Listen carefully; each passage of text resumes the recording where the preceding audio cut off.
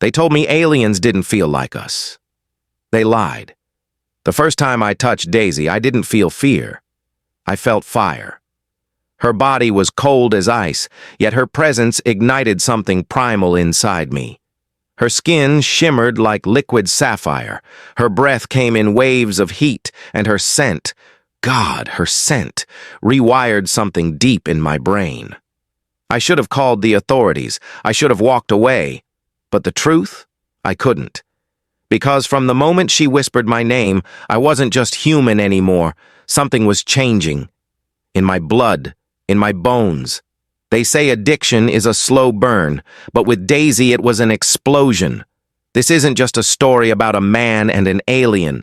This is about what happens when her forbidden heat fuses with your DNA, and suddenly nothing matters but her. And now I crave her. Like oxygen. You know those late nights where the silence feels too silent? The kind where your skin itches with unease, like something unseen is watching? That's where I was. Holed up in my secluded cabin in the woods, trying to disappear from the world after losing everything. No job, no family.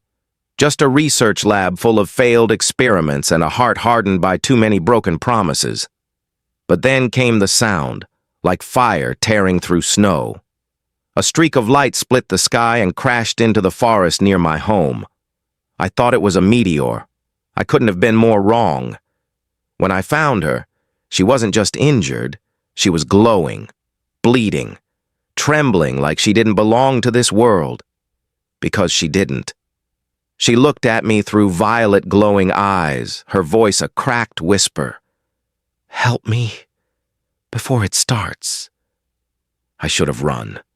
Every survival instinct screamed alien contamination, government surveillance, danger. But something about her pulled me in, like gravity, but hotter. I brought her back to the cabin, wrapped her in blankets, tried to figure out who or what she was. That's when she started to heat up, literally.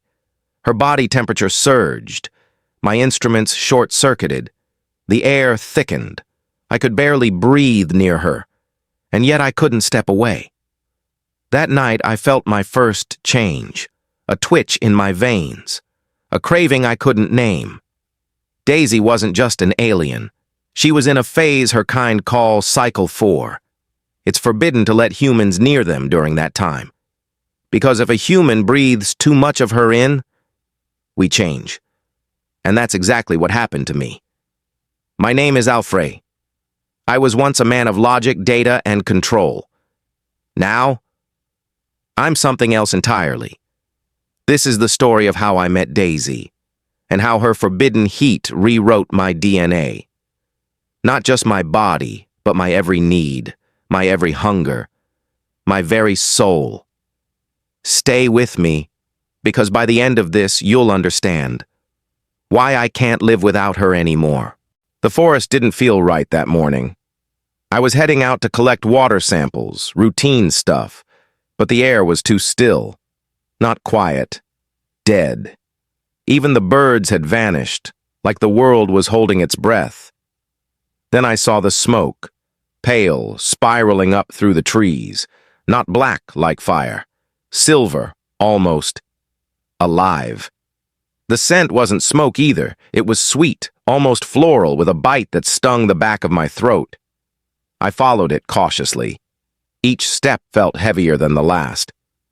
That's when I found her.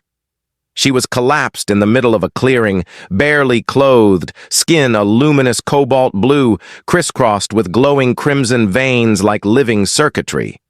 Her breathing was shallow. Her eyes were closed, lashes thick, lips slightly parted. But it wasn't her beauty that froze me. It was the heat radiating off her body. Even standing feet away, I could feel it, like opening an oven door. The grass around her had wilted, steam rising off the dew. Her hands were twitching. Small sparks crackled where her fingers grazed the earth. I didn't know what to do. Every rational part of me screamed, "Leave her there. Call someone. Don't get involved." Then she opened her eyes. They locked onto mine instantly, violet, bright as starlight, burning with something deeper than fear, pain, desperation.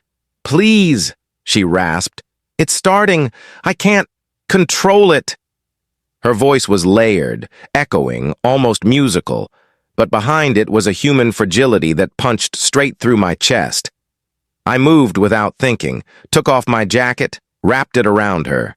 She flinched but didn't pull away. Her skin was burning hot. My fingertips felt like they were blistering. But I couldn't stop. I lifted her, cradled her against me. Her body trembled, heat pulsing like a heartbeat. My vision swam. Every breath I took near her felt like breathing in embers. I carried her back to the cabin, barely making it inside before my knees buckled.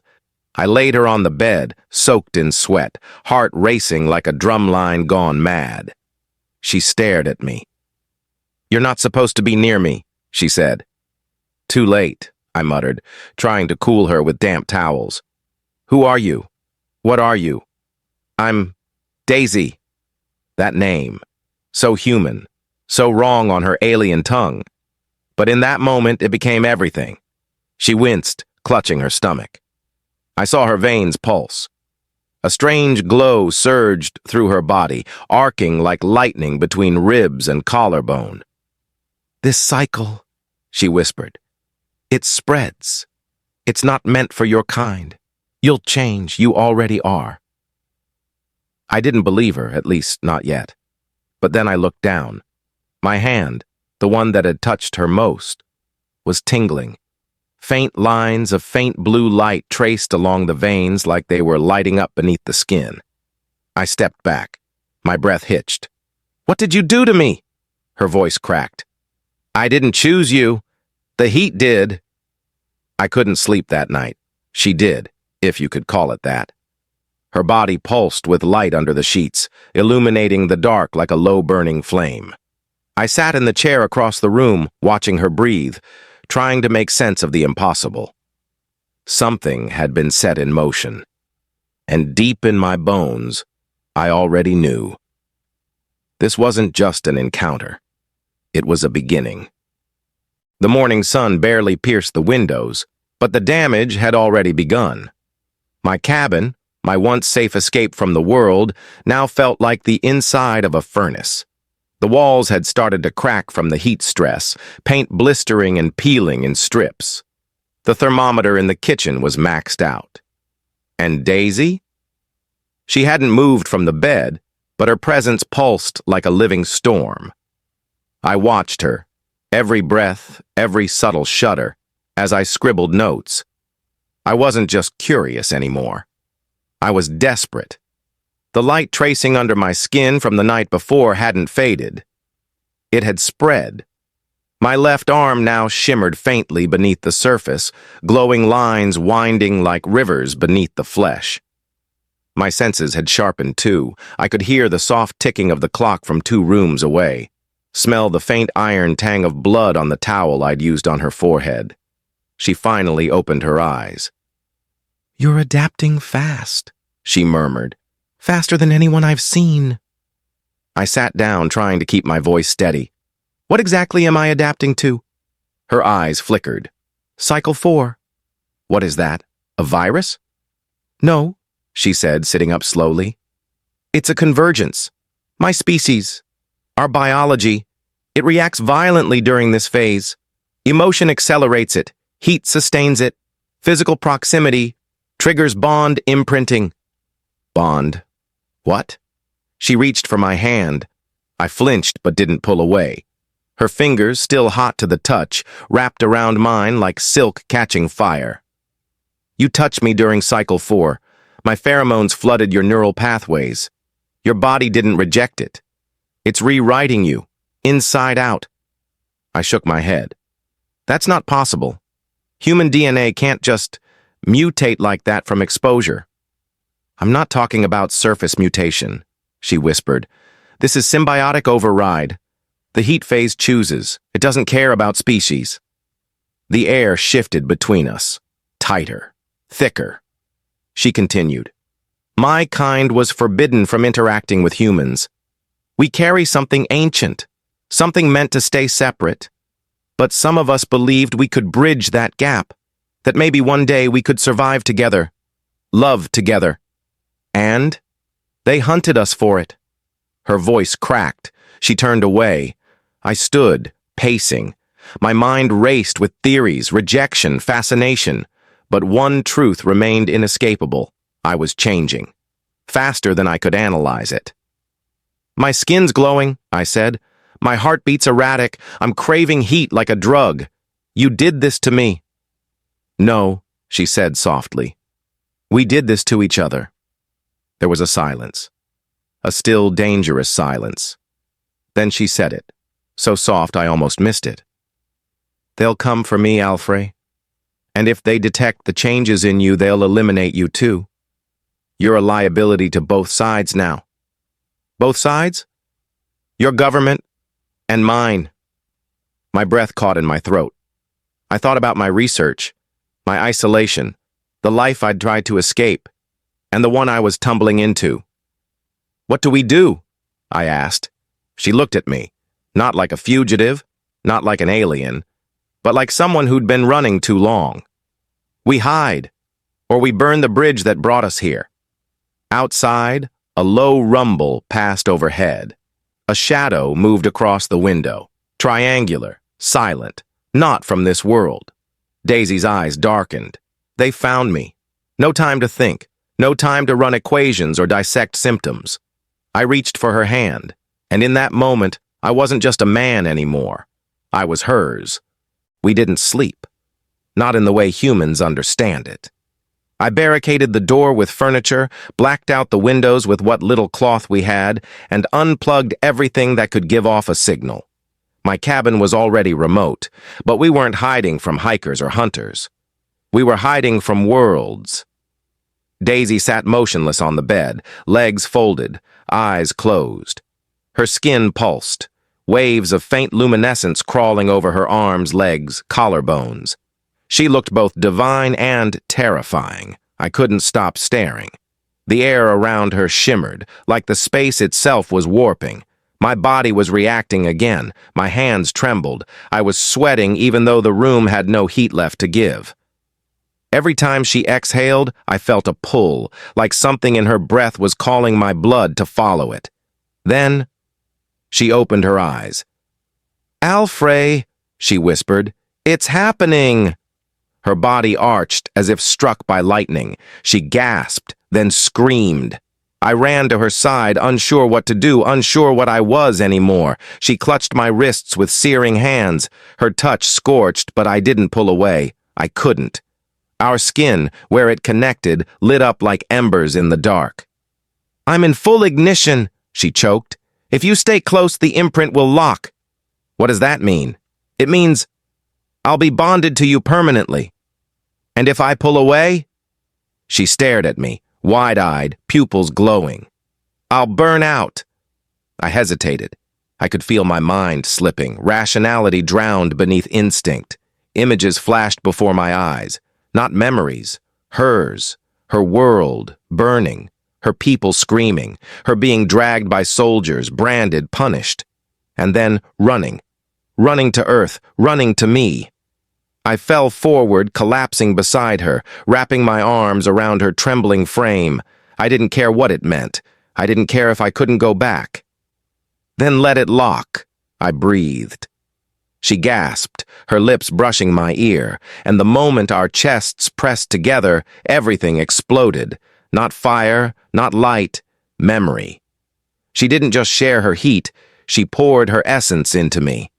I saw galaxies I'd never known, planets made of crystal, oceans boiling under twin suns. I felt what it meant to be hunted, to be feared for love. I tasted her isolation, her shame, her fury, and then I felt something else. Desire, not mine, Heron. She had chosen me, not just out of survival, but longing, for connection, for belonging, for something real. The fever peaked. My veins glowed fully now, as if liquid stars were flowing inside me. I wasn't just becoming like her, I was becoming hers, and she was becoming mine. When it ended, we were both shaking, breathless, bare, entangled in something deeper than skin. The bedsheets were soaked, the walls were scorched, the windows fogged. She lay on my chest, silent, eyes shut, heartbeat steady at last. "You survived," she whispered. "Barely," I murmured. "But you're not just human now."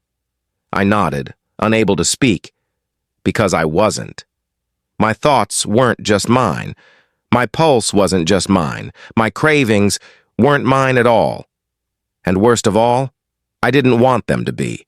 It didn't take long. By the time the sun dipped beneath the tree line, the humming started. Not from the earth, not from machines I could see. It was in the air itself, vibrating, pulsing, searching. Daisy jolted upright in bed. Her skin dimmed. Her eyes lost their glow. "They're close," she whispered. "Too close."